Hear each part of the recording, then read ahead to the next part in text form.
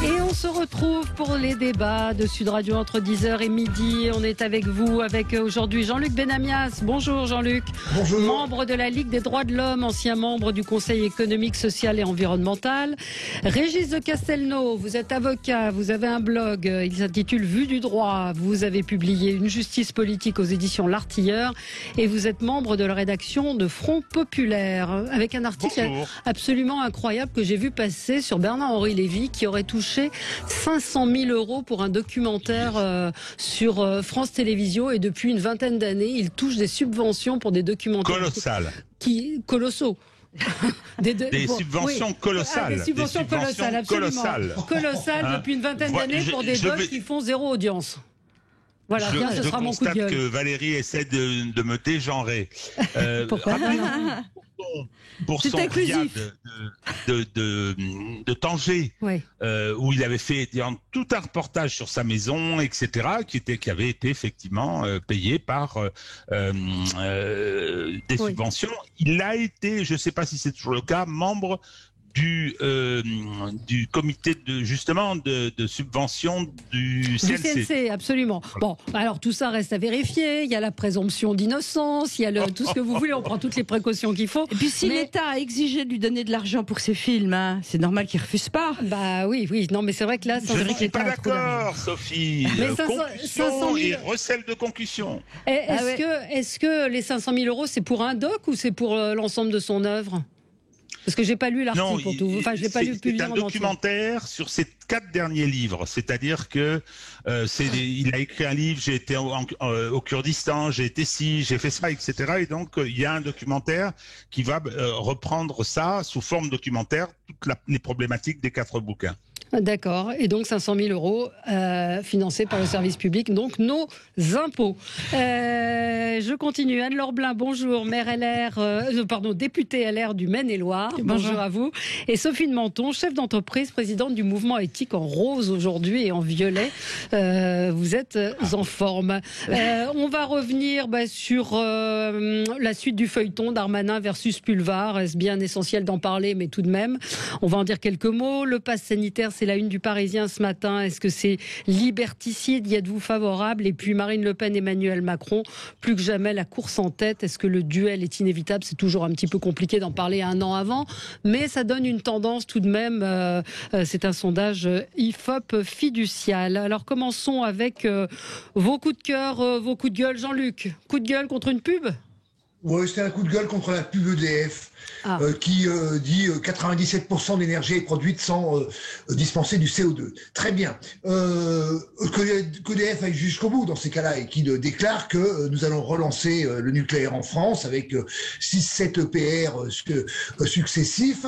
Voilà, au moins dire les choses clairement, car dire que ça ne produit pas de CO2, déjà, c'est oublier que le nucléaire vit aussi avec l'extraction d'uranium, qui lui produit du CO2, et que voilà, autant assumer totalement ses fonctions. Voilà, c'est un coup de gueule sur le fait d'avoir l'air d'être tout à fait dans l'environnementalisme conséquent, alors que c'est pas le cas. Ouais.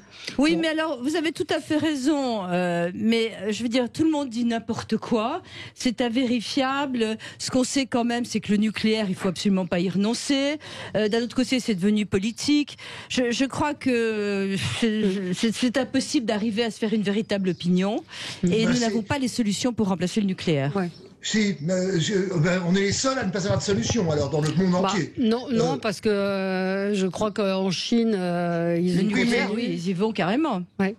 Ils y vont carrément et ils produisent combien d'énergie avec l'énergie nucléaire? À peu près 6 à 7% des besoins énergétiques de la Chine. Vous proposez quoi, l'éolien? Oui, mais ils proposent d'en produire plus. Hein. Ils veulent. Non, ils proposent d'en mettre plus. Ça ne produira pas plus au niveau pourcentage. Même si on mettait des centaines de réacteurs nucléaires dans le reste dans le monde entier, ça ne produirait pas plus que 10% de l'énergie nécessaire au monde entier. Donc il faut une diversification. Alors qu'on laisse un peu de nucléaire, de centrales nucléaires, de réacteurs nucléaires dans le monde, ok, on peut en discuter, déjà ça. Mais ça ne remplacera jamais les besoins énergétiques nécessaires à l'humanité. Donc il faut une diversification. Ce qui manque en France, et le retard est conséquent, c'est une véritable diversification des productions énergétiques. Ouais. Anne-Laure Blin, un mot là-dessus? Écoutez, moi, ce que j'entends en filigrane, finalement, c'est que vous prêcheriez plutôt pour l'éolien à tout va. Comme par hasard. Malheureusement, voilà, on sait très bien qu'aussi l'éolien n'a pas du tout, ne pourra pas répondre aux besoins énergétiques de la France. Donc voilà, c'est aujourd'hui la source énergétique qui a le vent en poupe. Moi, je crois qu'à un moment donné, il faut être pragmatique. On a le nucléaire. Il faut qu'on développe encore effectivement des filières pour nous permettre de diversifier. Mais je crois que l'éolien, quand même, a aussi un gros point néfaste pour nos territoires et aussi un impact écologique non négligeable dont on ne parle jamais. Oui. Ai-je parlé de l'éolien? Non. La diversification, mais qu'est-ce que ça peut être d'autre que l'éolien?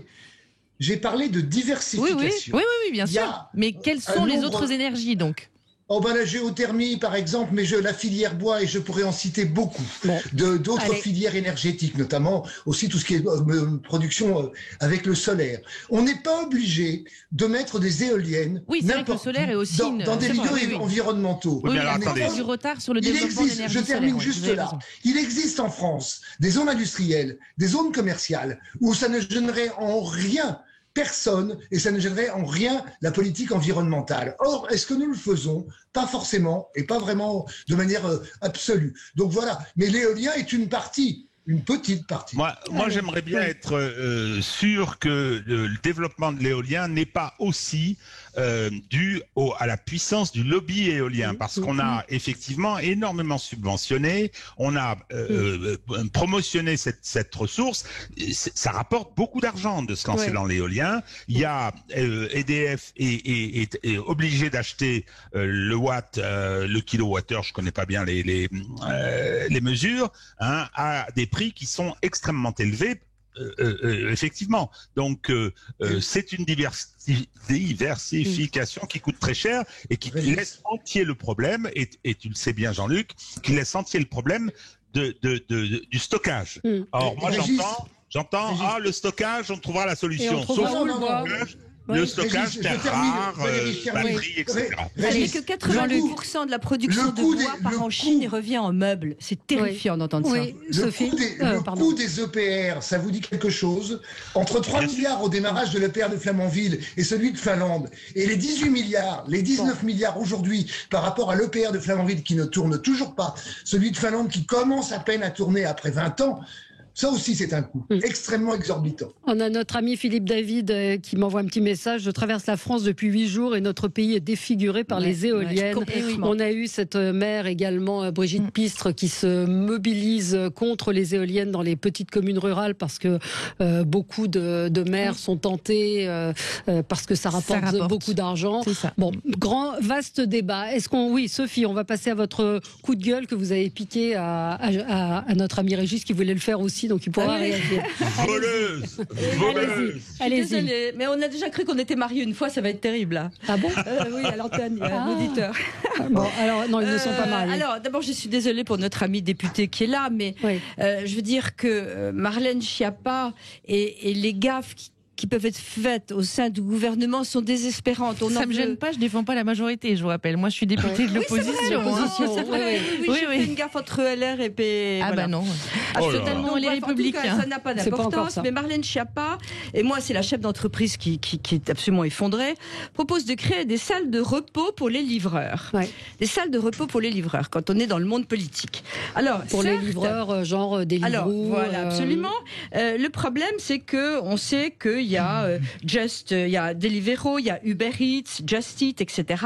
qui, en plus, se sont terriblement développés par plateforme et particulièrement développés à cause de la pandémie, évidemment, parce que les gens se faisaient livrer partout, il n'y a plus de restaurants. Et alors, elle considère, peut-être à juste titre, qu'ils sont fatigués d'attendre parce qu'ils se regroupent à certains endroits et ils attendent les commandes.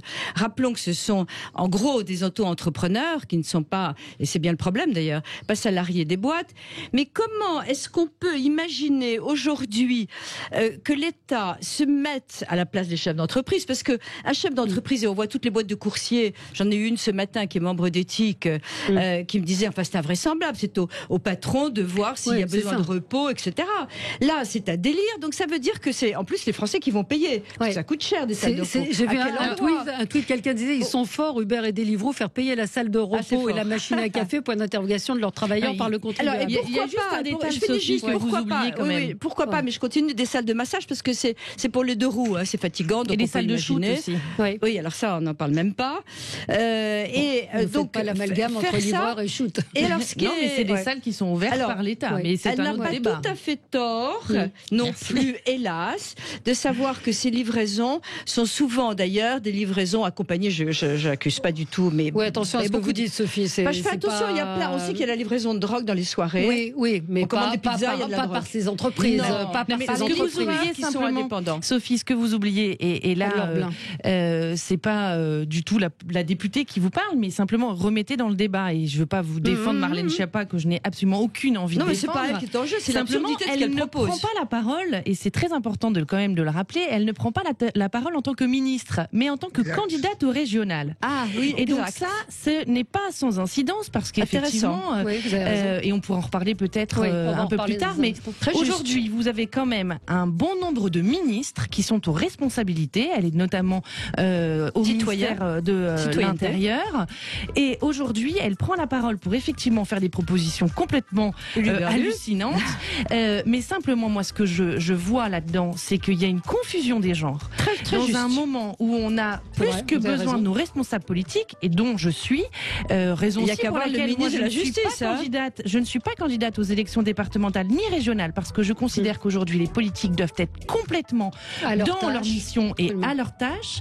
Et effectivement, on a des ministres, comme vous le dites, le ministre de la Justice, Dupond-Moretti, que j'ai d'ailleurs interrogé la semaine dernière sur un cas dont on pourra en parler, sur notamment les libérés Covid, sur vraiment un scandale, ce qui se sont passés dans nos prisons. On a libéré des prisonniers qui ont recommis, au titre du Covid, qui ont commis des infractions, notamment des meurtres, mais aussi des viols, et on a un ministre de la Justice complètement absent et qui malheureusement fait campagne notamment dans les Hauts-de-France. Donc on a des calculs politiques au plus haut niveau de l'État, c'est totalement inadmissible. Allez, on va reparler de tout ça dans un instant, restez avec nous sur Sud Radio. Et on est ensemble pour le 10h midi avec Anne-Laure Blin, députée LR du Maine-et-Loire, Sophie de Menton, chef d'entreprise, présidente du mouvement éthique, Jean-Luc Benamias, membre de la Ligue des droits de l'homme et ancien membre du CESE, Régis de Castelnau, avocat. Votre blog, c'est Vue du droit, et vous avez publié Une justice politique aux éditions L'Artilleur. Donc le coup de gueule de Sophie de Menton fait beaucoup réagir, et vous avez eu raison, Anne-Laure Blin, de préciser que c'est Marlène Schiappa, tête de liste La République En Marche, donc pour les élections régionales en Ile-de-France, qui fait cette proposition d'offrir des salles de repos pour les livreurs. Alors elle précise que ce sera financé par les boîtes, par ces boîtes de livraison et par les mairies, mais que ne le font-elles pas toutes seules? On a un petit peu de mal à comprendre. Régis, vous vouliez vous aussi réagir sur cette annonce? Tout a été dit, ou à peu près. Moi, le problème le principal, c'était, alors au-delà de la démagogie tellement évidente, et la nécessaire précision que Marlène Schiappa s'exprimait en tant que candidate, mais c'est de faire supporter au public les contraintes d'un système sur lequel effectivement on peut s'interroger, parce que faire ces boulots-là, c'est pas facile, hein, c'est raide. Les conséquences que ça a aussi sur nos modes de vie, on se fait tout livrer. Vous sortez le soir quand il y a le couvre-feu, le soir il n'y a plus une femme dans les rues, il n'y a plus que des groupes qui se rassemblent de livreurs qui sont là à faire le poireau et tout. Je trouve ça quand même assez extraordinaire, cette volonté de pérenniser ce système en demandant aux contribuables de mettre la main à la poche sous prétexte de compassion. Et puis surtout, c'est la preuve en plus que finalement sur les GAFA qui sont indirectement attaqués, c'est ces plateformes qui sont un peu, non pas dans l'illégalité, mais une concurrence tout à fait déloyale par rapport aux vraies boîtes de coursiers, etc., aux entreprises.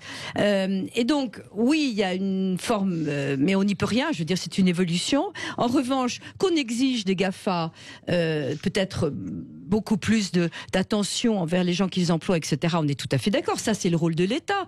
Mais qu'est-ce que ça veut dire d'aller pallier en mettant des salles de repos payées par le contribuable? Ouais. Non, mais le rôle de l'État, c'est de fixer des règles et de les faire appliquer. Un État garant, pas gérant. L'État de droit. Garant, pas gérant. Oui, ça va nous amener sur le... Oui, pardon, Jean-Luc. Ça n'a aucun, cette proposition, elle le sait très bien, n'a aucun sens. Mais elle réussit à peu près 3 fois par semaine, si ce n'est tous les jours, à faire parler de n'importe quoi, n'importe comment. Et à ces mots-là, elle est très forte en communication, même si c'est de la communication débile. Mais c'est malheureusement le problème du gouvernement dans son ensemble. Hein. La communication avant tout. Oui, vous faites référence. Elle, c'est la championne quand même. Hein. Oui, elle n'est pas loin d'être la championne. On a un président qui est pas mal aussi en communication. Hein. Gilles Gansman nous rappelait tout à l'heure la tournée des bars d'Emmanuel Macron à la réouverture. Je ne sais pas si vous l'avez vu, le pauvre, qui a commencé par les spritz, suivi par un truc, un machin rose, qui aurait été très bien avec votre tenue aujourd'hui, Sophie. C'est vrai qu'en termes de com, c'est pas mal. Mais sur la confusion, puisque quand il nous réserve au 14 juillet, ça va être quelque chose aussi. Ouais, on en parlera une autre fois. Parce que quand on regarde effectivement les articles qui concernent ce dont Sophie nous parle, c'est la ministre Marlène Schiappa, donc tête de liste, mais on ne sait pas bien où ça se situe. Faire obéir, faire appliquer la loi, Régis. On va en parler avec vous. Alors, on va rester dans la communication absurde et dans surtout qui est méprisante parce qu'elle nous prend pour des imbéciles. Oui. Hein, c'est notre ami Darmanin qui annonce triomphalement, on reparlera de lui tout à l'heure à propos de l'affaire. Face à Audrey Pulvar. Avec Audrey Pulvar. Toujours est-il que là, il nous annonce triomphalement que désormais les guetteurs, les choufs, qui sont dans les points de deal et qui font le guet à 13-14 ans pour avertir de l'arrivée des policiers, seront justiciables d'une amende de 135 €. Alors je fais 2 observations. Qui démontre bien à quel point on se moque du monde. Premièrement, ce texte-là existait avec 200 € d'amende, donc c'est une diminution depuis 2017. Et deuxièmement, on imagine les policiers venir attraper le guetteur de 14 ans par l'oreille et lui dire « donne-moi 135 €. Enfin, oui, puis c'est le prix quand on met pas son masque dans la rue. Enfin, tout est complètement fou, quoi. Non, mais surtout, ce que je trouve, c'est se moquer de nous tranquille, quoi. Ouais. Non, mais le gros problème, c'est qu'effectivement, vous avez les annonces et vous avez la réalité des actions. Et malheureusement, on ne peut que constater à chaque fois que les annonces sont différentes de ce qui est fait, notamment au niveau des textes de loi, dans l'hémicycle. Au niveau du texte séparatisme, on a assisté exactement à la même chose. Le texte de la semaine dernière du ministre de la Justice sur la réforme de la justice, notamment la fin de l'automaticité des peines, c'est exactement le même sujet. C'est insupportable d'avoir à la tête de l'État des gouvernants qui ne font que de la communication et pas de mise en œuvre pratique. Est-ce que c'est pas le cas? Vous pouvez continuer, Sophie, à détricoter à chaque fois et expliquer que les politiques ne sont responsables, responsables de tout et qu'on ne fait rien. Simplement, on a aujourd'hui d'autres responsables politiques, dont je suis aussi. Je suis de la nouvelle génération. Je suis engagée en politique et je porte une nouvelle voix, peut-être, qu'il n'y avait pas il y a 20 ou 30 ans. Donc, il faut arrêter en permanence de taper sur le politique, voir exactement où sont les bonnes volontés, s'appuyer sur les gens qui sont engagés dans l'hémicycle. Et Sophie, vous avez dans l'hémicycle 577 députés. Est-ce que vous êtes capable de m'en citer 50? Vous n'en êtes pas capable parce que les médias font aujourd'hui de la communication sur une dizaine de députés qui vont faire à chaque fois un jeu de je propose une autre proposition mieux que l'autre, etc. qui va faire de la com. Simplement, regardez aujourd'hui les nouveaux députés, les députés qui travaillent, qui ne font pas de la com et qui sont dans l'hémicycle. Et j'en suis. Et le résultat, j'en suis. Je vous dis haut et fort ce qu'il se passe. J'interroge le ministre sur des sujets qui peut-être ne sont pas médiatisés, mais qui sont ô combien importants pour le quotidien des Français. Arrêtez de mettre tous les politiques dans un même panier. Regardez ceux qui agissent et ceux, en général, ce sont deux dont on parle le moins. Sauf que c'est le gouvernement qui s'exprime et qui voilà. Et le gros problème, c'est qu'on a un gouvernement qui fait de la communication, qui lui, effectivement, s'amuse avec l'Assemblée nationale, avec le Sénat, qui s'amuse avec les représentants, qui joue aussi avec nos maires dans les collectivités territoriales, qui s'isole, qui se coupe du monde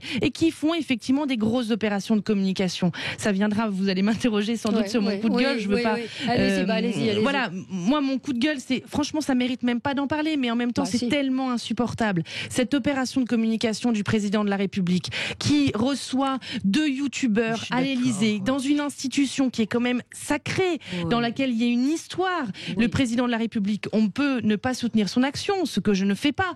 Simplement, je respecte le président de la République. On ne peut pas se faire tirer la langue, on ne peut pas se faire parler comme on parle à n'importe qui dans la rue. Il y a quand même un respect de la fonction, un respect du politique, un respect des parlementaires, un respect des ministres. Là, on va beaucoup trop loin. On croit s'adresser à certaines populations de jeunes, mais au contraire, on ne fait que tuer encore plus sa parole politique, parce que qu'est-ce qui se passe dans les faits? On leur parle d'une manière, si on peut dire, un peu cool, et finalement, on ne fait rien dans les faits. Moi, ce que je vois aujourd'hui, c'est que les jeunes sont dans une détresse absolue. J'étais tout à l'heure au ministère de l'Enseignement supérieur pour défendre la proposition que j'ai proposée de mise en place de tickets restaurants pour les étudiants. Voilà, ce sont des mesures qu'il faut concrètes pour les étudiants au quotidien. Pas des bonnes paroles pour faire passer un responsable politique comme quelqu'un de plus cool qu'un autre, se mettre sur TikTok, se mettre sur YouTube, lancer une chaîne de télé-réalité. On va beaucoup trop loin. Je suis responsable politique, je suis jeune, et je crois que c'est de ça dont il faut se servir aujourd'hui, et pas de grandes opérations de communication. Je partage à 100% votre coup de gueule, c'est pas supportable. Je comprends pas, parce que le président de la République a déjà été très mal vu lorsque il avait posé. Il avait fait venir un groupe. Il avait fait venir un groupe avec Brigitte Macron, etc. Et on parle même pas de l'outre-mer. En outre-mer, ce qui s'était passé, des photos où il est derrière des gens qui lui font un doigt d'honneur. Je n'ai pas compris ça. En plus, je suis convaincue que Brigitte Macron n'est pas d'accord avec ça. Pardon. Il a très bien compris. Moi, ce qui m'a frappé dans les quelques images que j'ai vues, cet homme est un monstre. On voit très bien qu'il est en... Non, je suis désolé. Pourquoi je suis désolé. Il est en déconstruction. Ah ben non, faut pas. Ah, vous comprenez, etc. Moi, vous savez très bien ce que je pense de ces conditions de son élection, qui n'a été rendue possible que par un coup d'état judiciaire. Et d'une. Deuxièmement, on le voit. Écoutez, on le voit. Il sait très bien ce qu'il fait, qu'il est en train de déconstruire quelque chose. Il est allé le revendiquer devant la presse américaine. Et là, il est tout content parce qu'il est en train d'avilir la fonction. C'est tout. Moi, il avilit exactement. Il est intelligent. Il sait très bien ce qu'il fait. Il sait très bien ce qu'il fait. Il parle en permanence de populisme. Et quand on voit cette espèce de sourire goguenard, il sait très bien qu'il a 2 imbéciles en face de lui. Il sait très bien que tout ça est limite obscène, et il est content de le faire comme ça. Il est content. Alors, je suis désolé. Il faut regarder les choses en face. Je suis pas sûre que Brigitte Macron soit d'accord. Allez, c'est pas elle qui dirige, elle est pas. Non, mais c'est étrange. Que la dimension psychologique est inacceptable. Allez, je pense à la dimension psychologique. On pause et on continue dans un instant avec vous sur Sud Radio. À tout de suite. Avec vous sur Sud Radio pour commenter l'actualité, pour débattre avec Jean-Luc Benamias, Régis de Castelnau, Anne-Laure Blin et Sophie de Menton. On va revenir sur le feuilleton Darmanin-Pulvar. Moi, j'étais pas chaude pour en reparler, mais ça continue d'heure en heure. Darmanin vient d'annoncer, notre ministre de l'Intérieur vient d'annoncer qu'il souhaitait rencontrer Audrey Pulvar. On va en reparler dans un petit instant. On va parler du pass sanitaire et on va parler des sondages Marine Le Pen et Emmanuel Macron. Alors, on évoquait avec Anne-Laure Blin, vous disiez qu'il y avait un avilissement de la politique. On a un jeune réalisateur qui a 19 ans et qui a trouvé que le président était cool, qu'il était sympa. Et c'est vrai que c'est un des arguments, moi, qui m'a fait réfléchir quand on me dit oui, mais si ça avait été Obama, tout le monde l'a trouvé cool quand il a fait Wesh Wesh, quand il a joué au basket, tout le monde a dit il est génial, il est cool, il est décontracté. Et là on dit. Alors d'abord, c'était très intéressant d'entendre ce jeune homme, effectivement, parce que on lui disait mais ça vous donnerait éventuellement envie de voter. Il dit ouais, il est cool, je trouve ça sympa. Donc voilà, je suis étonnée, mais ça existe. C'est pour ça que... Pardon, oui, Sophie. Oui. On dit que c'est une opération de communication ratée. C'est ce que on dit les médias. Moi, je suis pas sûre que ce soit une opération ratée, parce qu'il sait précisément ce qu'il voulait faire. C'est séduire la jeunesse. Et effectivement, ce que dit ce jeune réalisateur est tout à fait exact. C'est ce sentiment qui va être perçu parmi la jeunesse. C'est que c'est un président cool, mais en même temps, on ne sait pas ce qu'il va faire, parce que dans cette vidéo, il ne parle aucunement d'action politique. C'est vrai. Il ne fait que dévaloriser la fonction présidentielle. Donc, en fait, on voterait pour quelqu'un juste parce qu'il est cool. Mais on n'est pas à une élection de délégué de classe. On est quand même sur un autre registre. Ouais. On parle quand même d'une puissance internationale. La France, c'est vraiment très grave d'en arriver à ce niveau de séduction électoraliste. Mais c'est surtout que c'était pas drôle, quoi. Encore, ça aurait été drôle, mais franchement, j'ai trouvé ça d'une indigence absolue. Jean-Luc, vous qui êtes un vieux routier de la politique, politique. Qu'est-ce que vous en pensez ? J'ai regardé ça avec... C'était glaçant. ça. Attention à ce terme. Hein. Oui, C'est attention. Audrey Oui, Pulvar c'est qui a vrai, dit cette ça. attention. Oui, glaçant, C'est malaise, vraiment malaise TV comme. Ça laisse Ce que j'en froid. pense, c'est que j'ai l'impression que la Ve République est en train lentement mais sûrement d'agoniser. Voilà. Et que les différentes fonctions qui ont été mises en place sous la Ve République sont des fonctions qui maintenant perdent leur sens. Voilà ce que j'en pense. Quant aux influenceurs, j'en pense pas moins, mais je ne prends pas pour autant les 15-25 ans, on va dire ça comme ça, pour des gens qui sont abrutis. Donc je pense que Non. pour certains... Non, ça, c'est pas abruti, c'est que c'est leur pas- génération. C'est leur Oui, génération, c'est pas abruti, c'est. donc je finis. Donc dans ce cadre-là, c'est pas pour autant qu'ils vont voter Macron. Hein. Voilà. Mais Jean-Luc, n'en profitez pas pour nous précipiter vers la 6e République, mais c'est pas du tout, je pense, les institutions Ah, mais qui on sont ira- là mis en on ira- cause. Non, là, c'est pas les institutions. C'est simplement l'autorité. On ira C'est le forcément rôle. vers la 6e République. Je vous le dis. Simplement Je sais pas la quand, mais place de forcément. l'autorité dans nos institutions. Et quelle qu'elle soit, c'est la place de l'autorité de la personne qui doit diriger, du chef qui est en cause. C'est ça la vraie question. C'est une divergence que nous pouvons avoir. Je pense qu'un pays démocratique, et ça existe dans plein de pays démocratiques européens, il n'y a pas qu'un seul chef, il y en a sans doute plusieurs. La fonction de Premier ministre est largement valorisée dans ces pays européens, et nous n'avons pas besoin d'avoir une monarchie républicaine comme nous l'avons aujourd'hui, qui l'est de plus en plus, mais en plus elle est dévaluée. C'est un débat institutionnel, Alors- effectivement, mais ça n'empêche pas moins que la parole publique du responsable politique, quel qu'il soit, président de la République, Premier ministre, Ouais. maire, député, doit être forte et faire preuve Nous d'autorité sommes aussi. d'accord là-dessus, Anne-Laure. La comparaison avec Obama est intéressante parce Oui. qu'il faut quand même faire attention, quoi. Obama, effectivement, à certaines occasions, il s'est pas laissé aller du tout. C'était très maîtrisé. Hein. Il a fait quelques clins d'œil, mais le reste du temps, hein, le charisme d'abord. Et c'était le pas à la charisme Maison de Blanche, cet me homme, dit Guy. hein. Et puis c'était dans les phases importantes. Cet homme irradiait l'autorité. Ouais. Hein. Et donc, voilà, rappelez-vous la passation des pouvoirs entre Trump et lui. C'était impressionnant. On peut ne pas aimer Trump, mais cet homme, donc le comparer aujourd'hui, dire, ben oui, mais si ça avait été... quand c'est Obama, on critique pas. Quand c'est Macron, on critique parce que c'est Macron. C'est pas le hein. même pays, c'est pas le même homme, c'est pas le même moment. Attendez, oui, mais, juste par rapport au débat juste avant, sur la dimension monarchie républicaine. Hein. Faut pas oublier que la France a eu une république parlementaire où le président du Conseil était un personnage politiquement pas très puissant, hein, en dehors peut-être de Clémenceau, puis c'était la guerre. Hein. De Gaulle est arrivé parce que ce modèle-là, qui date de la fin du 19e siècle. Auparavant, on a eu des rois nouveaux, on a eu des empereurs, etc. Et De Gaulle est arrivé avec une figure particulière, alors c'est bateau de dire monarchie républicaine. Oui, il y a une fonction suprême qui est avec une connotation monarchique. On parle des Anglais. Ils ont un Premier ministre puissant, mais à côté de ça, ils ont une incarnation très particulière, extraordinairement respectée, qu'est la monarchie. Et dans les... Il y a guère peut-être que les Allemands, qui aujourd'hui ont un système parlementaire chimiquement pur, au regard des critères dont on parle. Donc, non, quand il a été élu, je me rappelle, il est venu au Louvre, il a dit il y aura de la verticalité, etc. Bonjour la verticalité, Ouais. ce qu'il en a fait. Il a abîmé la fonction. Ouais. Allez, je voudrais qu'on. Pas exagérer. Ah mais si, Bah, il a ses raisons, c'est vrai, il abîme la fonction. Je ne crois Et pas. il est isolé. Je ne crois pas. Je crois qu'il s'abîme parfaitement lui-même. isolé. C'est beaucoup plus. Il s'abîme lui-même. Oh là, bah si c'était que lui, ce serait pas si grave. Là, on parle du président de la République. Toucher les jeunes parce qu'il n'était pas populaire auprès des jeunes. C'est vrai, c'est avec vrai. les mesures, les APL, etc. Il y avait pas mal de choses sur l'écologie. Mais je trouve que la période est tellement mal choisie en plus. Ouais. Franchement. Alors, parlons du feuilleton Darmanin-Pulvar. Alors ce matin, Audrey Pulvar était sur LCI. Écoutez ce qu'elle disait. Je suis une femme libre qui n'a pas peur de l'adversité, qui n'a pas peur de la difficulté et qui franchit les obstacles.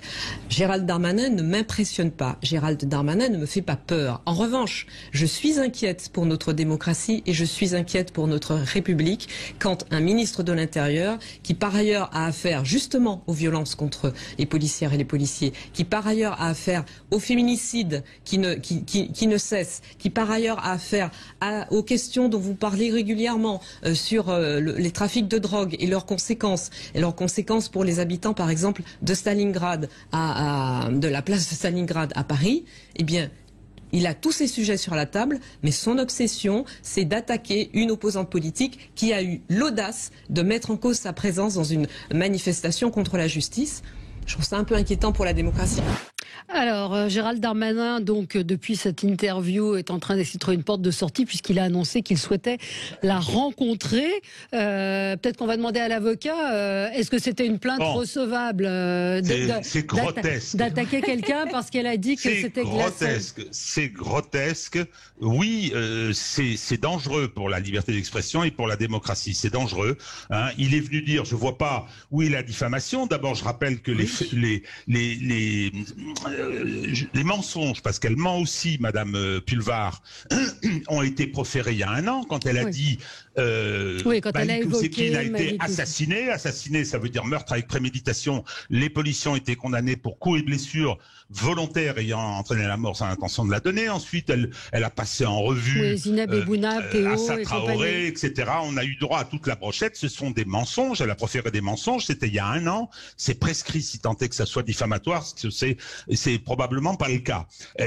Quand elle dit qu'elle est contre cette manifestation, c'est mon opinion aussi. Hein. Donc, j'aurais pas dit que c'était glaçant, mais je trouvais que le ministre allant manifester contre lui-même, c'était pas terrible. C'est le moins qu'on puisse dire. La plainte, elle est contre le glaçant. La plainte, c'est contre le glaçant, si j'ai bien compris. Moi, si j'ai Valérie, elle ne tient pas debout cette plainte au plan technique, au plan juridique, elle ne tient pas debout. Ça, c'est le premier point. Qu'est-ce qui lui a pris? Donc aujourd'hui, peut-être qu'il essaye de se raccrocher aux branches parce que peut-être que ses services l'ont dit, mais on voit pas très bien sur quoi on peut la poursuivre. Hein. Les tribunaux se font un grand plaisir de l'envoyer dans le mur si nécessaire. Mais vous me direz, ça continue. C'est-à-dire que l'avocat de la liste Pulvar, qui est également élu à Paris, et Madame Hidalgo a été à la manif, bravo, hein, vient dire aujourd'hui, nous allons déposer plainte pour dénonciation calomnieuse, ce qui ne veut rien dire, ce qui au plan juridique est également grotesque. On va saisir la Cour de justice. Il faudrait arrêter ça. C'est Darmanin qui a commencé, c'est parfaitement exact. Mais ces pantalonnades qui consistent en permanence à judiciariser tout ça, faudrait que ça s'arrête, quoi. Ça aussi, ça abaisse les choses. On va en reparler dans un tout petit instant. On marque une petite pause. À tout de suite. Sur Sud Radio pour le 10h midi, on est ensemble. Oh là là, il continue à parler, Régis de Castelnau. On est ensemble donc jusqu'à midi. Le feuilleton Darmanin Pulvar. On en parle avec vous et avec vous Anne-Laure Blin. Comment on comprend cette plainte qui, enfin juridiquement, on l'a vu, ne tient pas. Il y a prescription sur la partie qui pouvait être peut-être la plus attaquable, on va dire. Et puis sur Audrey Pulvar, elle a le droit de dire qu'elle trouve la manif glaçante. Non mais après il y a deux choses. Alors bon, on va pas faire du droit maintenant. Voilà, chacun a le droit de déposer une plainte, qu'elle soit recevable ou pas. Après, non mais c'est le ministre de l'Intérieur, c'est pas n'importe quoi ni n'importe qui. Effectivement, il y a deux choses. Il y a le ministre de l'Intérieur d'un côté et puis Audrey Pulvar d'un autre. Quand on parle de Gérald Darmanin, le fond de l'histoire, c'est pourquoi il cherche à par tous les moyens faire finalement mousser son action, parce que il s'érige aujourd'hui en grand chef des policiers, comme sa fonction devrait faire qu'il, lui, s'occupe de l'action au quotidien pour la protection des Français. Et donc, il essaie de se mettre en avant. Mais sauf que le vrai problème, et il s'est présenté, il était présent, attendez, on va parler d'Audrey Pulvar juste après, mais il était à la manifestation la semaine dernière. Et moi, je l'ai dit, voilà, mes concitoyens m'ont interpellé ce week-end lorsque je les ai rencontrés sur les marchés d'Anjou. Le ministre de l'Intérieur est allé à la manifestation, mais il n'avait strictement rien à y faire. Ce n'est pas la place d'un ministre de l'Intérieur d'aller soutenir ses policiers. Si les policiers vont manifester, c'est parce qu'il y a un vrai problème au ministère de l'Intérieur, donc il y a un vrai souci de gestion et d'organisation du ministère de l'Intérieur. Sur les propos d'Audrey Pulvar, finalement, il n'y a absolument rien de surprenant. Elle incarne cette gauche qui veut absolument taper sur les forces de l'ordre, qui explique que le problème de l'autorité est du côté des forces de l'ordre et que donc on doit tout faire pour faire passer un rapport de force du côté des forces de l'ordre, du côté des délinquants, au détriment des forces de l'ordre. C'est purement inadmissible. Après, sur le terme employé, voilà, effectivement, il y a la liberté d'expression, mais simplement, on voit bien qu'elle incarne cette gauche qui refuse de toute manière l'autorité et notamment de nos policiers et de nos gendarmes. Alors, Gérald Darmanin, son tweet très exact il y a 1 heure. J'ai entendu ce matin les propos de Madame Pulvar sur LCI explicitant clairement que pour elle, la police n'était pas raciste. J'en prends acte.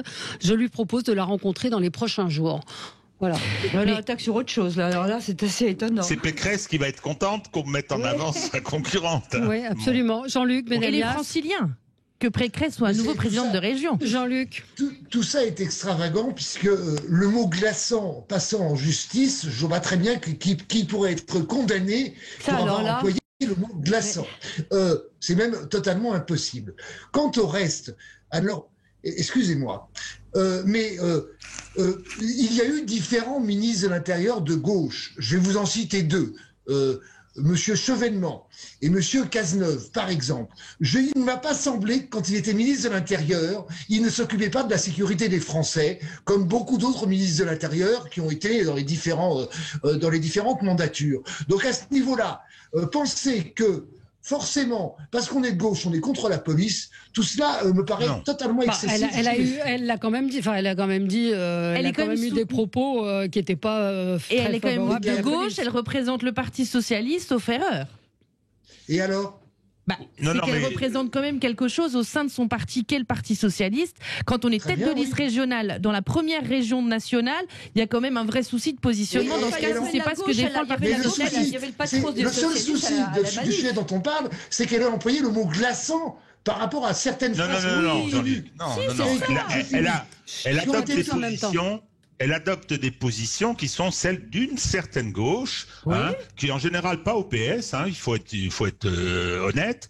C'est plutôt le virage pris il y a maintenant quelques années en tout cas après 2017 par Jean-Luc Mélenchon. Il y a une approche comme ça qui est effectivement extrêmement anti-policière. On le voit bien avec la revendication de faire d'Adama Traoré un martyr. Mais ça lui est spécifique. C'est pas le PS, ça, c'est pas le PS ou la totalité du PS. Pareil. Cataloguer un Jean-Luc Mélenchon, qui est un républicain, de mon point de vue, extrêmement conséquent, d'anti-police, me paraît là aussi... Mais non, mais ce sont ses propos. Il est dans un plan politique à ce moment-là. Il disait pas ça du tout avec sa campagne 2017 où il est arrivé à 20%. Il a fait un virage de l'autre côté pour des raisons électoralistes. Mais enfin, c'est extraordinaire, ça. Ça s'appelle la démagogie électorale, ça. La démagogie électorale, globalement, on est en plein dedans pour tout le monde. Ça, c'est clair. Ouais. Mais il y a absolument. Mais c'est que la gauche ne sait plus où elle habite, tout simplement. On mélange tout. La droite non plus, Anne-Laure. Si, nous on sait très bien, on peut en parler si vous voulez. C'est un peu compliqué. Vous savez peut-être où vous en êtes, mais la droite ne sait pas. Venez en PACA, venez faire un tour en PACA. Mais la gauche est divisée sur cette question. Pardon, Jean-Luc. En PACA, c'est particulier. La gauche était divisée sur cette question, mais toute la droite est aux côtés de la police. Je vous défie de trouver un responsable politique des Républicains qui n'était pas à la manifestation la semaine dernière. Je voudrais dire que là, on mélange tous les sujets. Il est vrai qu'Audrey Pulvar, il y a un an, a tenu des propos tout à fait critiquables. Aujourd'hui, on l'attaque sur un adjectif glacial, sur son jugement de cette manif, et ce qui est absolument ridicule de l'attaquer là-dessus. Ensuite, quant à la gauche, excusez-moi, il y avait Faure qui était à la manif, et j'ai l'impression qu'il y avait un maximum de députés de gauche qui étaient aussi à la manif avec les policiers. Donc, il ne faut pas tout mélanger, le racisme, la police, la politique. Pour l'instant, on est dans une campagne électorale, ce qui pousse malheureusement tous les politiques à dire tout et n'importe n'importe quoi à attirer les lumières sur eux. Et c'est ça qui est dramatique. Et ils se discréditent complètement. Et quant à Audrey Pulvar, elle dit aussi clairement, je veux dire que le sujet il est très simple. Darmanin essaie de discréditer Pulvar. Bon, oui, voilà. mais enfin, elle est à 10% dans les sondages. Mais quoi. oui. Non, mais donc pourquoi il s'abaisse à ça? Pourquoi il s'abaisse à ça? Non, mais il montre par sa plainte que la gauche, encore une fois, ne sait pas quelle attitude avoir vis-à-vis de l'affirmation de l'autorité, de la sécurité et de sa position vis-à-vis des forces de l'ordre. Il casse une représentante de gauche. Il marque clairement le fait que la gauche ne sait pas où elle habite. Bon, enfin, j'avais envie de dire ça, mais franchement, c'est la réalité. Vous voyez bien. Enfin, oui. on en a parlé. Audrey Pulvar est quand même tête de liste régionale du Parti socialiste. Donc ça montre bien qu'au niveau de la sécurité, ils ne savent pas quoi penser. De toute façon, la France est à la sauce en même temps. D'Audrey Pulvar socialiste. Ce qui l'intéresse, c'est parler aux policiers. Oui. C'est surtout ça. La droite ne sait pas où elle habite, la gauche ne sait pas où elle habite, LRM ne sait pas où ils habitent. Mais évidemment. Et les écolos, moi-même, je ne me sens pas très bien. Voilà. Et les écolos non plus, visiblement. On danse, la valse se dit en même temps partout. Parlons de ce sondage, IFOP fiducial pour essayer le Figaro. Donc le premier tour, évidemment, ce sont encore une fois des photos à l'instant T. Marine Le Pen serait entre 27 et 30%, et Emmanuel Macron 25 à 28%. Donc au premier tour, elle serait devant Emmanuel Macron, et au second tour, Emmanuel Macron l'emporterait face à Marine Le Pen. C'est toujours le même match qui est là. La gauche, elle est totalement inexistante, 24 à 27% des intentions de vote. La droite. Jamais dans l'histoire des campagnes présidentielles, la gauche ne s'est retrouvée dans une telle difficulté à un an du scrutin. C'est ce que dit Frédéric Dabi. La droite, on a plusieurs candidats. Il y a plusieurs. Il y a Xavier Bertrand qui fonctionne. C'est le seul qui fonctionne pour empêcher le. Ouais. Et la droite ne veut pas se ranger derrière Xavier Bertrand. Mais la droite, parce qu'elle n'a pas de candidat, qu'elle est incapable d'élire un candidat. Sophie, soit vous voulez faire de la politique, vous vous engagez en politique, mais arrêtez de fustiger la droite. La droite aujourd'hui travaille. Vous pouvez toujours. On peut en débattre effectivement, mais aujourd'hui, on fait des sondages qui aujourd'hui arrangent beaucoup. Parce qu'on fait croire, mais dans les médias, que la seule opposition crédible à Emmanuel Macron, c'est Marine Le Pen. Sauf que dans les faits, et on en parlait tout à l'heure, dans les faits, ceux qui travaillent, ceux qui proposent, ceux qui consultent, ce sont notamment les députés Les Républicains dont je suis. Voilà. Et je peux vous le redire avec d'autant plus de force que dans la loi sur le séparatisme au mois de janvier, le Front National, Marine Le Pen, le Rassemblement National, ils ne sont jamais là. Ils ne proposent aucun amendement, aucune proposition. Ils ne votent même pas le texte. Ils sont tellement peu contre nombreux. le texte. Et ils peuvent travailler quand même. On n'est pas forcément. C'est pas une raison de nombre, c'est une question de travail. Quand on veut trouver des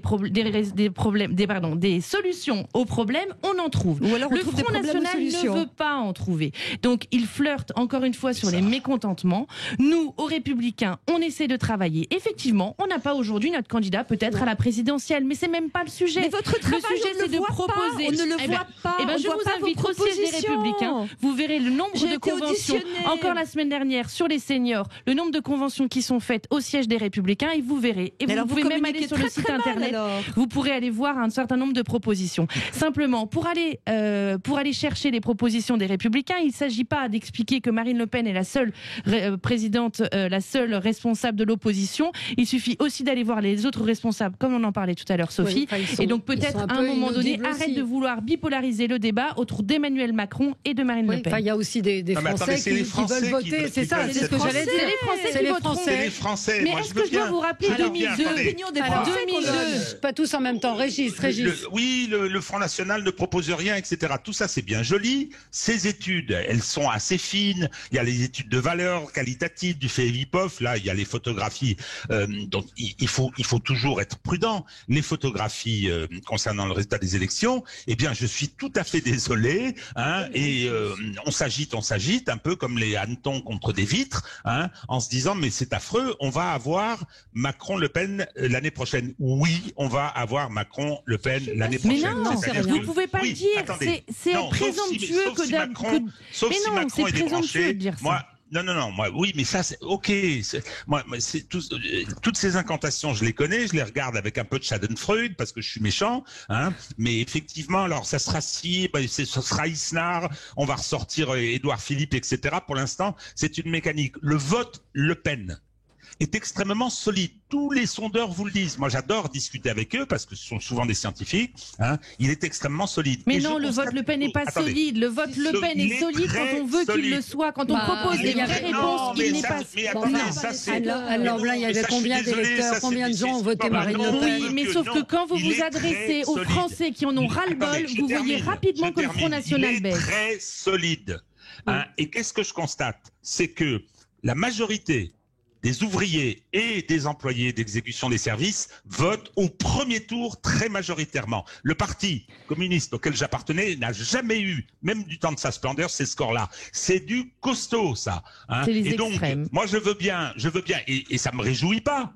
Hein, de se retrouver l'année prochaine avec cette situation, mais il faut arrêter les incantations, il faut regarder les choses en face. Hein, et là, vous dites, ouais, mais j'ai vu, ils sont pas venus voter, ils étaient passifs, ils ont trop appelé un tondu à l'Assemblée nationale parce qu'il y a un système qui est injuste. Hein, on fait 11 millions de voix à l'élection présidentielle, on se retrouve avec 3 députés. C'est pas vrai ce que vous dites, c'est pas vrai. Vous participez à faire augmenter. Mais non, c'est absolument pas vrai. C'est vrai, il y a bien eu 11 millions d'électeurs. Il y a bien eu 11 millions d'électeurs. Si tous les députés du Front National voulaient venir dans l'hémicycle, il peut le faire. C'est tout, c'est une question de volonté et de travail, même s'ils sont peu nombreux. Alors, on va... un tout petit mot. C'est vrai qu'il y a un électorat solide. Cela dit, il y a un électorat désespéré, solide, qui va voter Le Pen parce qu'on a tout essayé sauf ça, mais qui pourrait changer. Mais bien sûr. Je veux dire, il pourrait changer si la droite était capable de faire des propositions, de faire entendre et d'avoir un leader. Or, voilà. Mais il y a effectivement, je pense que s'il y avait quelque chose de convaincant, il y a une partie de l'électorat Le Pen qui pourrait changer. Allez, on se retrouve dans un instant, on va parler du pass sanitaire. Cédric O, qui est le secrétaire d'État au numérique, qui a détaillé ce matin dans Le Parisien les prochaines évolutions de l'application Tous Anti-Covid. À tout de suite. Avec vous sur Sud Radio jusqu'à midi, on va parler du pass sanitaire. Donc je vous le rappelais, le secrétaire d'État au numérique, Cédric O, a expliqué dans Le Parisien en quoi pourrait consister ce pass sanitaire. Ça permettra d'attester que vous êtes vacciné contre le Covid, que vous avez eu un test PCR ou antigénique datant de moins de 48 heures ou que vous êtes immunisé après avoir été testé positif il y a plus de 2 semaines et moins de 6 mois. Donc ça concerne alors le lieu de travail, ça ne concerne pas, les lieux de travail, de culte, d'enseignement, les grands magasins et les services publics.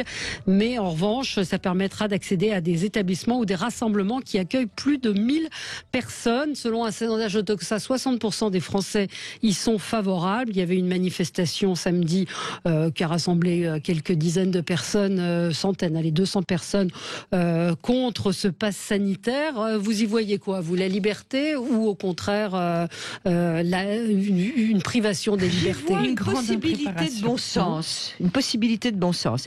Et je suis atterrée en ce moment par ces informations qui viennent du gouvernement, de la ministère de la Santé, etc.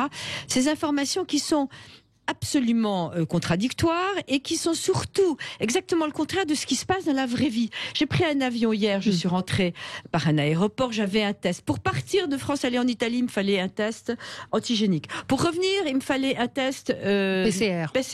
Le PCR, on pouvait pas le faire en Italie pendant le week-end parce qu'on n'avait pas résultat à temps. Je suis rentrée, alors j'ai dit écoutez, je suis vaccinée. Voilà, je suis vaccinée, j'ai un QR code, est-ce que vous pouvez regarder? Ah ben non, mais nous on sait pas lire ça, hein, puis nous ça nous est complètement égal. Alors déjà, parler de passe, quand vous êtes vacciné, que dans un aéroport on n'est pas capable de regarder, c'est quand même déjà quelque chose de stupide. Ensuite de ça, c'était la Croix-Rouge qui lisait le test, qui disait mais je peux pas lire le test, je comprends pas l'italien. C'était quand même fabuleux. On était 5 avions serrés les uns contre les autres, sans aucune distance, et bloqués. Il y avait un avion qui venait d'Amsterdam qui a été bloqué pendant 1h30. On vit dans un monde de fous. Est-ce que déjà les aéroports, parce que le pass, pourquoi pas, mais est-ce que déjà les aéroports parisiens, ces frontières du virus, si je peux dire, pourraient être managés de façon cohérente? Donc c'est un drame. Donc le pass, par exemple, vous dites, attendez, je finis, que ce ne sera pas valable dans les entreprises. Dans les entreprises, c'est n'importe quoi. Le nouveau protocole sanitaire de ce matin, c'est aérer les pièces. Mais vous n'avez quand même pas le droit de rentrer dans l'entreprise aujourd'hui. Je veux dire que c'est inaudible. L'absurdité est inaudible. Non, mais juste une précision, c'est-à-dire qu'on est en train de mettre en place, après on en pense qu'on veut, du pass sanitaire, quand même une usine à gaz. Quand je dis usine à gaz, c'est parce que Quand vous vous faites vacciner dans un centre de vaccination, vous avez automatiquement votre attestation qui est envoyée dans tous anti-Covid. Si vous êtes vacciné par l'assistance publique, APHP, vous ne recevez pas ce QR code. Il faut passer par Amélie, il faut attendre 15 jours. Enfin, il y a des trucs qui fonctionnent pas non, mais du tout. Il y a des choses qui ne fonctionnent pas et le gouvernement, mais encore une fois, pas préparé. Quand on a dû débattre, juste une petite anecdote quand même, on a débattu de cette question de passe sanitaire. Nous avons voté. Et à titre personnel, j'ai voté contre. La majorité a été mise en échec. Ils n'étaient pas suffisamment nombreux. Nous étions trop nombreux de l'opposition. Nous avons mis en échec le pass sanitaire. Finalement, le gouvernement, voulant absolument faire passer sa mesure, a redemandé une deuxième délibération et donc a réussi à le faire voter après avoir fait basculer quelques députés modem. Mais pourquoi ce qui prouve bien que... je vais vous dire pourquoi. Parce qu'aujourd'hui, on n'a absolument aucune information, aucun élément, à titre personnel, en tant que parlementaire. Mais je sais aussi que d'autres représentants de l'État, y compris dans les territoires, n'en ont pas plus que moi. On ne sait pas quelle va être véritablement l'application logistique, matérielle de ce pass sanitaire. Aujourd'hui, on découvre cette fameuse interview de Cédric O dans la presse. Excusez-moi, mais c'est un peu désagréable en tant que parlementaire de le voir et lire les mécanismes du pass sanitaire. Et je vais juste vous poser une question. Si vous aviez eu les sur infos. Le pass sanitaire, soyez pas politique jusqu'au bout. Je suis pas politique jusqu'au bout, je suis concrète. Et vous savez, dans mon territoire, on organise des grosses manifestations. Et aujourd'hui, vous avez c'est concret. Bah oui, je vais vous dire, j'ai une fête de la chasse aujourd'hui qui se prépare dans mon territoire, une énorme fête de la chasse qui ne peut pas s'organiser parce qu'on ne sait pas quelles vont être les modalités pratiques, notamment de ce pass sanitaire. Donc je peux vous dire que je suis vraiment ancrée dans la réalité du terrain. Si vous aviez sur le pass sanitaire, je vais vous expliquer. Sur le pass sanitaire, il y a a priori un QR code qui serait sur son téléphone, qui doit donc correspondre vraisemblablement à une identité. Comment vous faites sur le terrain pour contrôler la véracité de l'identité et du pass sanitaire ? Aujourd'hui, il n'y a que les détenteurs de la force publique, nos policiers, nos gendarmes, qui peuvent contrôler l'autorité. Et je peux vous le dire avec d'autant plus de force que... Et qu'est-ce qui me prouve que c'est bien votre passe sanitaire ? Montrez-moi votre pièce d'identité, sauf que je ne peux pas vous demander votre pièce d'identité, je ne suis pas détenteur de l'autorité publique. Oui. Même si j'étais maire, je ne pourrais pas...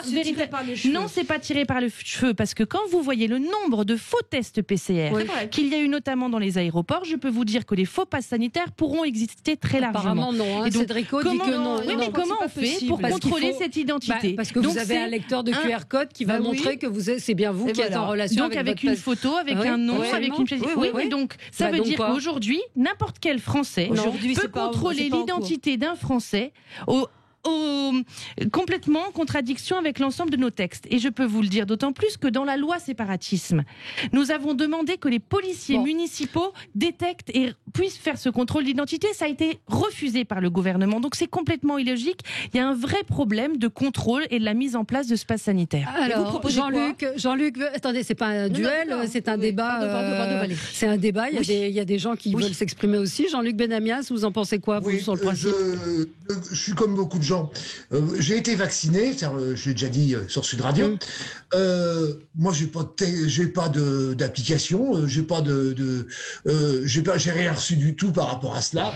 Je pense que si 80% des populations européennes étaient vaccinées, on ne parlerait plus d'un pass sanitaire. Le pass sanitaire existe déjà quand on veut aller en Inde, quand on veut aller en Afrique, il existe. Ah, on vous a perdu. Je ne vois absolument pas pourquoi on continue à parler de ce pass sanitaire.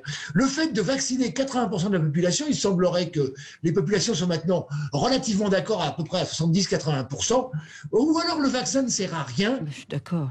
C'est une question. Mais s'il sert à quelque chose, et moi je pense qu'il sert à quelque chose, en tout cas j'essaye d'y penser comme ça, je pense qu'on n'a pas besoin de tout ça, et que ce système sera un système ingérable, on vient de le voir, quelles que soient les personnes qui contrôleraient le système. Donc il faut quand même prouver qu'on est vacciné. Oui, mais très bien. Mais dans ces cas-là, ou vacciné, ou avec un PCR, ou avec ou le fait que vous ayez eu le Covid. J'ai loué pour aller en Catalogne, enfin en Espagne, cet été. Je continue à ne pas. On me demande quoi ? Être vacciné, je le suis. Alors on va me demander un test PCR, mais ça dépend. Sophie l'a dit tout à l'heure. Parfois c'est PCR, parfois c'est d'autres systèmes. Voilà. C'est tout ça est d'une complexité absolue que personne ne peut arriver à contrôler de A à Z, et ça donne les opérations toujours très très délicates dans nos aérodromes et nos aéroports. J'ai une question sur les critères. Donc, c'est cumulatif Parce que moi, je suis vacciné aussi. Oui, c'est cumulé. Alors, j'ai mon vaccin, mais il faut. Non, non, c'est ou vaccin ou test PCR. Ah non, c'est les deux. Oui, mais alors, si je suis semble-t-il que vaccin, mais les deux injections. Semble que c'est non, mais ça, vaccin, deux injections. J'ai tout, moi. J'ai Ou la test 5G, PCR si vous ne voulez pas être C'est vacciné. pas le cas aujourd'hui, puisque j'ai mon vaccin. Non, mais on vous parle pas d'aujourd'hui, on vous parle de demain. Et à partir du mois de juin, par exemple en Espagne, vous n'aurez plus besoin de test PCR si vous êtes vacciné. Cette histoire c'est pas ce que j'ai lu, Valérie. Je suis allé hier soir sur le site du ministère espagnol qui s'occupe de cela. Si, il faut avoir à la fois être vacciné et avoir un test PCR. Ça me paraît relativement logique dans la mesure où quand on est vacciné, on est toujours contagieux puisque en fait alors c'est pas vrai, il paraît. Les formes graves. Bon. Mais vous voyez à quel point c'est pas du tout. C'est très difficile. Vous voyez on bien. est confronté à un défi extraordinaire. C'est extrêmement difficile. J'ai parlé de ce week-end pour montrer bien qu'il faut qu'on sorte de tout ça. Et j'ai pas de solution. Hein. J'étais devant ma télévision. J'ai regardé le foot en Angleterre. Il y avait des spectateurs. Tout d'un coup, j'adore ça. Hein. Tout d'un coup, c'était magnifique. J'ai regardé en France, les stades étaient vides, c'était horrible. Hein. Et j'ai regardé tard le soir. J'ai regardé le dernier tour d'un majeur de golf aux États-Unis où là, c'était plein.